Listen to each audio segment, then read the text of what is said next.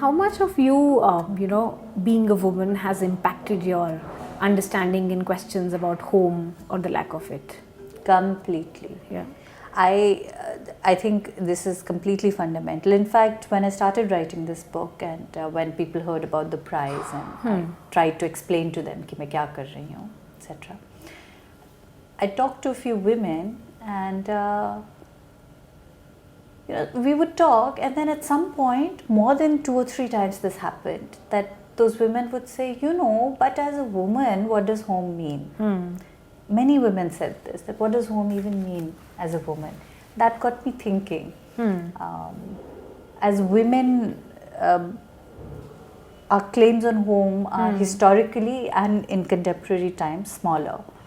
Not only in terms of property of course, that you don't always have the right to property, but also there is the question of being dislodged.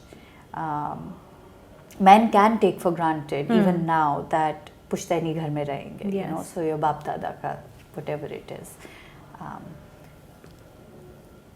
You don't have to be dislodged unless if you happen to need the work, you might leave and you might come back, but that is a choice you can make. For women, we've not usually had that choice.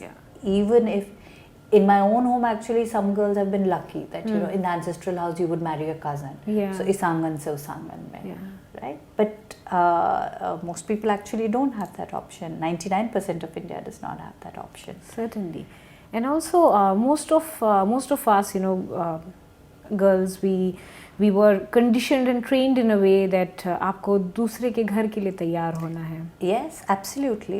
Even I have a very liberal mother and more liberal than me in many ways. And when she read the book, she was like, I never told you that. And I was like, no, Ma, you did. But this is true. You are, just in casual conversation, you will be told that, clean your room not because the room has to be clean, because if you are not a neat person, what will your in-laws say? And slowly these things kind of, while you're growing up, this filters into your consciousness that be prepared to move.